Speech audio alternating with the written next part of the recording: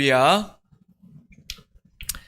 하나님의 은혜와 축복이 이 시간에 우리 또 유튜브를 통해서 예배드리는 성도님들에게도 넘치기를 축원합니다. 흩어지면 도적이요 뭉치면 백성이다라는 그런 말이 있습니다. 이 말은 영화 군도 밀란의 시대에서 나온 명대사입니다. 조정의 횡포에 맞섰던 백성들의 이야기를 다룬 영화입니다.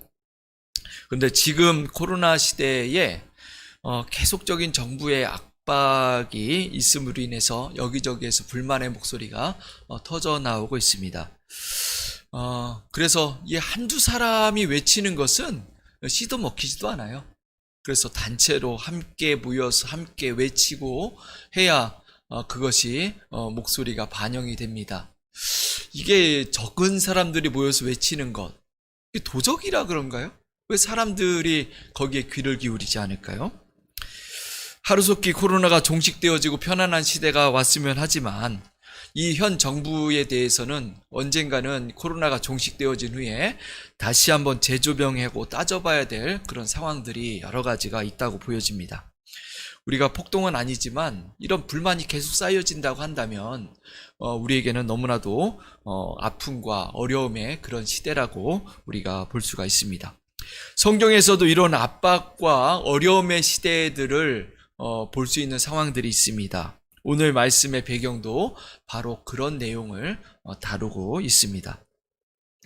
오늘 말씀의 내용을 보면 다윗이 사울 왕을 피해서 그런 쫓기는 신세가 됩니다. 그런 가운데 피신에 들어간 곳이 아둘람 굴이라는 곳입니다. 이 아둘람 굴은 블레셋, 가드와 그리고 다윗의 고향 베들레헴의 그 중간 지역에 위치해져 있는 그런 땅입니다. 이 아둘람 지역에 있는 그 굴에 숨었다라는 그런 소식이 들려와서 이 베들레헴이 그렇게 멀지 않기 때문에 소식이 들려왔겠지요. 그래서 그 다윗의 고향에 있었던 사람들과 그리고 주변에 있었던 사람들이 점점 그 굴에 몰려들기 시작합니다. 그래서 400명가량 되었다라고 오늘 말씀에서 이야기하고 있습니다. 그런데 우리가 말씀을 보면서 조금 이상하게 생각되어지는 부분이 있지 않습니까? 모인 사람들이 좀 이상합니다. 마치 도적대들이 모인 것과 같아요. 모인 사람들의 부류를 보면은 다윗의 가족들을 제외하고는 환난당한 모든 자, 빚진 모든 자, 그리고 원통한 자들, 이런 사람들이라고 그렇게 이야기를 하고 있습니다. 마치 정부의 불만을 품고서 뛰쳐나온 그런 도적대들의 모임과 같다라는 거죠. 그런데 왜 다윗은 이들을 맞이해 주었고, 그리고 다윗은 그들을 통해서 나라의 기반을 세웠습니다. 나라의 기반을 세운다라고 하면은 좀 똑똑하고 그리고 힘 있는 장수들이라든가 뭔가 그 나라의 근간이 될 수 있는 중요한 인물들이 모여야 되는 거 아닙니까? 그런데 오늘 모인 사람들을 보면은 그런 사람들 같지가 않아요. 마치 뭔가 세상에 불만을 품고서 도망쳐 나온, 그리고 어려운 가운데서 어쩔 수 없어서 뛰쳐나온 그런 사람들 같은 그런 모습이 보입니다. 그런데 다윗은 그들을 다 맞아주었고 함께 나라를 세우는데 힘을 보탰던 그런 사람들입니다. 그러면 이 사람들은 과연 어떤 사람들이었을까요? 아니, 어떤 사람들이었길래 그들이 다윗에게 몰려들었고 다윗은 또 그들을 맞아주었을까요? 그들의 정체가 궁금합니다. 그들은요, 정말 문제가 있었던 사람들이 아니라 사울의 그 폭정, 사울의 어떤 정치 체제에 불만을 품고서 어려움을 당했던 사람들이라는 거예요. 그들의 부류 중에 첫 번째 부류는 다윗의 가족들이었습니다. 다윗의 가족들은 1차적인 피해자들이에요. 다윗이 사울에게 쫓기는 신세가 되면서 다윗은 졸지의 죄인이 되었습니다. 그렇기 때문에 이 다윗의 가족들도 이 다윗과 마찬가지로 이 사울에게 어려움을 당할 수밖에 없어요. 특히 다윗의 아버지 이새, 이 가정의 가장으로 대표입니다. 그래서 이 사울에게 얼마나 미움과 그리고 부족장으로서 이 대표적인 그런 인물이었기 때문에 많은 시련을 당했을 거라고 보여집니다. 그리고 이 다윗의 형제들도 블랙리스트에 다 올랐겠지요. 다윗의 형제들은 다윗이 골리앗과 싸울 때에 전쟁터에 나가 있었던 그런 장수들이었습니다. 그런 병사들이었어요. 계급은 어느 정도였는지 정확히 알 수는 없지만 그래도 어느 정도 힘이 있고 그리고 싸움을 할 줄 아는 그런 사람들이었기 때문에 일반 병사는 아니었을 거라고 보여집니다. 그렇다면 그들에게 뭔가 지위가 있었겠지요. 그런데 오늘 이 다윗이 이 아둘람 굴에 있다라는 소식을 듣고 아버지와 가족들이 모두 형제들이 몰려왔다라고 보여지면 이 군대에서 축출당해지고 지위도 다 잃고 쫓겨난 그런 신세가 되었을 거라는 겁니다. 사울의 핍박 1순위가 바로 가족이에요. 두 번째로 어려움을 당한 사람들이 그 부류들은 환난당한 모든 자라고 그렇게 표현하고 있어요. 환난당한 자라는 것은 이 원어적인 의미를 보면은 억지로 강요를 받은 사람들을 이야기합니다. 억지로 무엇인가 강압적인 일을 했다라는 거예요. 주로 베들레헴에 있던 그런 다윗의 그런 마을 사람들, 그 주변에 있었던 사람들이었을 거라고 추측되어집니다. 그들이 무엇을 했을까요? 사울의 그 압정 아래 그 노역을 하지 않았을까? 강제 노역을 하고 부당한 그런 강요를 받는 그런 일들을 했을 거라고 보여집니다. 세 번째 부류들은 빚진 모든 자라고 얘기했습니다. 빚을 한두 사람이 진 것이 아니라 많은 사람들이 빚을 졌다라는 거예요. 고대 사회에서 빚을 한꺼번에 많은 사람들이 어떻게 질 수 있을까요? 한두 사람은 돈을 빌렸다거나 아니면은 뭔가 자신의 가산이 탕진되어졌을 때에 빚을 질 수가 있겠죠. 그런데 갑자기 많은 사람들이 빚을 질 수 있는 이유는 한 가지밖에 없습니다. 그것은 나라에서 세금을 강제로 많이 뜯어간 거예요. 강제로 세금을 많이 부여한 겁니다. 이 베들레헴 사람들 그리고 유다 사람들에게 이 사울이 세금을 많이 부여해서 그들을 어렵게 만들었어요. 그러니까 세금을 낼 수 있는 게 한정되어져 있죠.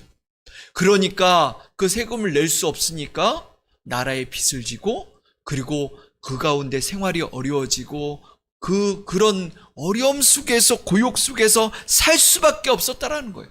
이 사울의 그 나라와 그리고 정부의 그 갈등을 빚고 있는 그런 상황이었을 겁니다. 여러분들 이렇게 빚을 많이 지고 정부에서 압박이 주어진다고 하면 여러분들 어떤 마음이 드나요? 나라를 떠나고 싶지요? 그래서 다윗에게 간 겁니다. 네 번째 부류의 사람들은 마음이 원통한 자들이었다라고 얘기합니다. 마음이 원통한다. 이것은 어떤 의미냐면 이 원통하다라는 이 단어가 마르라는 단어예요. 마르라는 단어가 어디서 파생되어졌냐면은 마라라는 단어에서 파생되어졌어요. 마라. 이스라엘 백성들이 출애굽을 할 때에 먹지 못해서 쓴 물, 그 물의 이름이 마라였습니다. 그리고 룻기에 보면은 이 나오미가 모압에서 남편도 잃고요, 두 아들을 잃고서 돌아왔을 때 사람들이 나오미가 왔다라고 얘기하니까 나오미가 뭐라고 그랬습니까?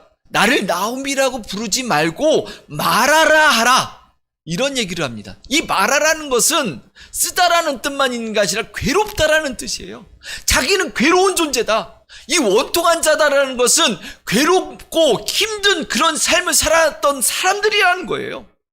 정말 쓴물처럼 괴로움에 허덕이는 사람들, 이 원통한 사람들, 이것은 이 다윗의 정치, 폭행, 이런 어떤 영적인 문제들, 이런 것들로 인해서 불만을 품고 있는 의로운 자들이라는 겁니다. 정말 의로움에, 의분에 견딜 수 없는 자들, 이런 사람들이 다윗에게 몰려들었다라는 거예요. 이들은 어떻게 보면은 이 사울에게 불만을 품고 있었지만은 그들의 마음 가운데서는 뭔가 희망을 찾고 있었던 거예요. 희망이었고, 그리고 돌파구가 없는 그런 상황 속에서 다윗이라는 인물이 그 주변에 나타난 겁니다. 아둘람 굴에 나타난 거예요. 그래서 저 다윗이 희망이구나. 우리가 찾아갈 곳은 다윗이구나. 그래서 다윗에게 찾아갔고, 그래서 그들은 새로운 삶의 터전을 마련할 수가 있었던 겁니다. 이스라엘에게 있어서 소망은 다윗뿐이었다라는 거예요. 그렇다면 다윗은 이 찾아온 400명 이들을 맞아주었어요.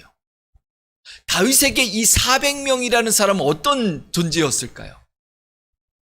사울의 입장에서 볼 때는 이 400명은 반역자들입니다.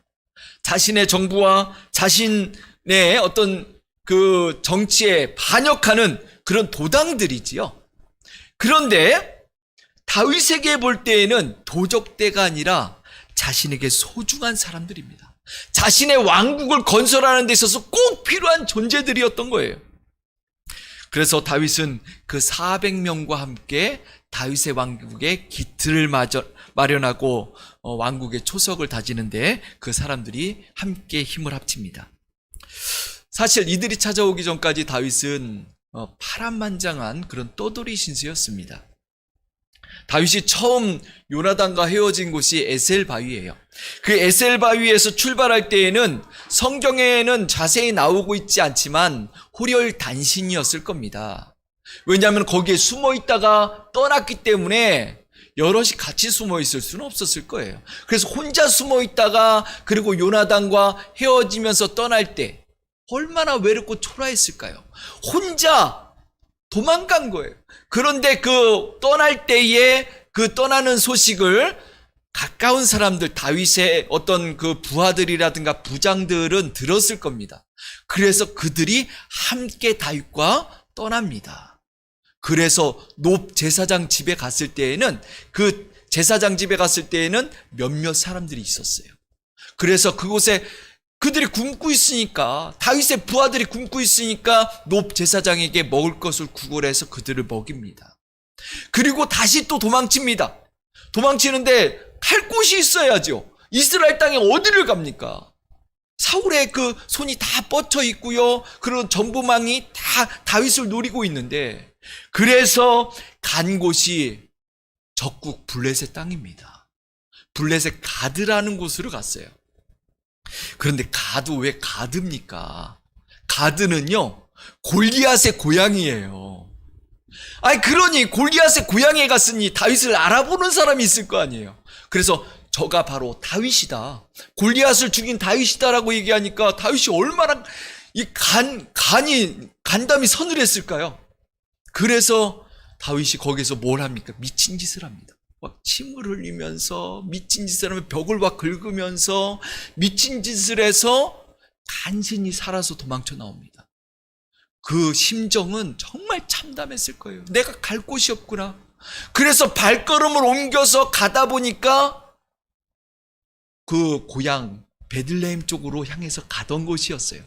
그러니까 가드와 베들레헴 그 사이에 아둘람 굴이라는 곳에 들어갑니다. 왜냐하면 베들레헴으로 갈 수가 없어요. 구약에 가고 싶어도 갈 수 없는 처지입니다. 왜냐하면 베들레헴에 가면 그 베들레헴에 있는 사람들과 가족들이 다 위험에 처할 수밖에 없으니까 그곳에 갈 수 없어서 아둘람 굴에 숨어 들어가게 된 겁니다. 그런데요, 이 아둘람 굴의 위치가 정확하게 어디냐면 다윗이 골리앗을 무찔렀던 엘라 골짜기 바로 옆에예요. 아둘람 굴에서 엘라 골짜기가 보입니다. 그리고 베들레헴에는 한 10km 떨어진 곳이에요. 이 아둘람 굴에서 조금 올라가서 보면 베들레헴도 보여요. 이 다윗의 심정이라는 것은 마음이 찢어질 것과 같을 거예요. 왜냐하면 자기가 얼마 전까지 이 골리앗을 무찌르면서 모든 영화와 영광을 누렸던 그 모습이 있었을 겁니다. 그것이 생각났을 거예요. 그리고 이 베들레헴, 그곳을 바라보면서 얼마나 가고 싶고 처량한 그런 심정이 들었을까. 가고 싶어도 갈 수 없는 곳. 그곳은 정말 절망의 자리였고요. 그곳에 숨어 있으면서 나는 여기서 죽나 보다. 여기가 나의 마지막 장소인가 보다. 정말 죽을 수밖에 없는 암담한 심정, 희망이란 찾아볼 수 없는 그런 심정이었을 겁니다. 그런데 그 낭떠러지와 같은 그 장소가 바로 희망의 장소였고요. 다윗이 다시 재기할 수 있는 그런 장소였습니다. 왜냐하면 그곳에 사람들이 몰려들기 시작했기 때문이에요. 사실 다윗은 절망 가운데 있을 때 하나님 앞에 기도했을 겁니다. 얼마나 기도했을까요? 하나님 앞에 매달리고 내가 여기서 끝입니까? 나의 삶이 여기서 끝나는 겁니까? 하나님이 저에게 기름을 부었지 않습니까? 하면서 하나님 앞에 매달리고 기도하고 하는 가운데 하나님의 놀라운 일들이 거기서 시작되어진 겁니다. 순식간에 사람들이 한 명 한 명 몰려들기 시작하더니 전체 400명이 되어졌어요. 저는 이야기를 들을 때에 너무 극적이지 않습니까? 뭔가 소설 같아요. 뭐 신화와 같은 그런 이야기가 거기서 전개되어지고 있는 겁니다. 그래서 이 내용이 정말 사실일까? 다윗의 그 위대함을 미화시키기 위해서 쓰여진 어떤 그런 소설과 같은 이야기가 아닌가 그렇게 생각되어지기도 해요. 그런데요, 그래서 고고학자들이 아둘람 굴을 찾아봤습니다. 정말 있을까? 그런데 발견되어졌어요. 정말 아둘람 굴이 발견되어졌는데 그곳에 가보니까 여러 굴들이 있는데 그 중에 한 굴은 커가지고 그 속에 들어가니까 한 400명, 많게는 600명까지도 한동안 거할 수 있는 그런 장소가 발견되어졌습니다. 사실이라는 거죠. 역사적인 사실이고 그것이 정말 다윗의 왕국의 시작점이었고 다윗이 새롭게 일어날 수 있는 장소였다라는 겁니다. 다윗은 그곳에서 자신의 나라를 세우는 기틀을 마련했습니다. 그런데 다윗이 정말 위대한 것이 무엇인 줄 아십니까? 다윗은 절대 포기하지 않았다라는 겁니다. 다윗이 위대한 왕이 될 수 있었던 것은 절망의 순간, 정말 어려운 생이 마감될 수밖에 없었던 그런 상황 속에서도 절대 포기하지 않았기 때문에 그는 위대해질 수 있었던 거예요. 어떤 사람들은 삶에 조금만 어렵고 힘들면 금방 포기해버리고 좌절하고 낙심합니다. 그런 사람에게는 하나님이 함께할 수가 없어요. 그러나 포기하지 않는 한 하나님은 함께하는 겁니다. 호렬 단신으로 도망칠 때도 포기하지 않았습니다. 그리고 제사장에게 먹을 것을 구걸할 때에도 정말 수치스럽고 창피할 수 있었지만 포기하지 않았어요.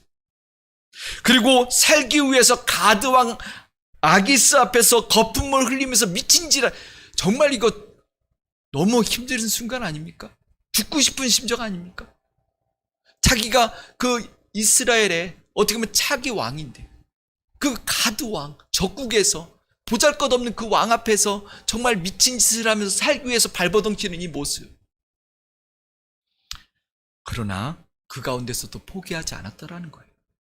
절망의 늪과 같은 이 아둘람 굴, 거기서도 포기하지 않고 다시금 하나님 앞에 부르짖고 매달렸다라는 거예요. 신앙은 포기하지 않는 겁니다. 포기하지 않을 때 우리는 다시 일어설 수 있습니다. 포기하지 않는 자에게 하나님은 다시 기회를 주고요, 피할 길을 주고요, 하나님은 언제든지 우리를 붙잡아 주실 수 있습니다. 아둘람 굴의 이 아둘람이라는 뜻이 무슨 뜻인 줄 아십니까? 피난처라는 뜻이에요.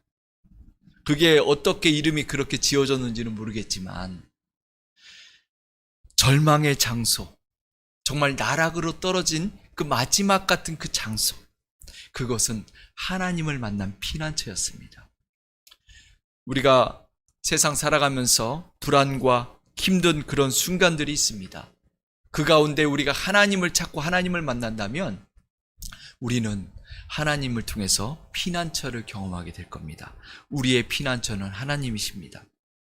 저도 이 교회를 세우면서 많은 어려움의 그런 순간들이 있었어요. 절망의 순간들, 어떻게 보면 이 교회가 정말 세워질 수 있을까? 접어야 되는 것이 아닌가? 정말 이것을 뛰어넘을 수 있을까? 순간순간 그럴 때마다 하나님 앞에 기도하면서 나갈 때 하나님은 피할 길을 허락해 주셨고 우리의 도피처가 되어 주셨다라는 겁니다. 우리가 살아가면서 삶의 여러 가지 순간들이 있어요. 포기하고 싶은 순간들, 정말 절망의 순간들, 우리가 정말 힘들어서 어찌 할 수 없는 그런 어려움의 순간들. 그러나 하나님 앞에 믿음을 가진 자는 하나님은 다시금 세워주십니다. 포기하지 않는 한 하나님은 독수리 날개치며 올라간 같은 새 힘을 우리에게 주시고요, 우리를 일으켜 세워주실 것입니다. 우리를 통해서 새로운 길을 제시해 주시고 이끌어 주시는 그 하나님을 만나 다시금 소생되어지는 주의 자녀들 되기를 축원합니다.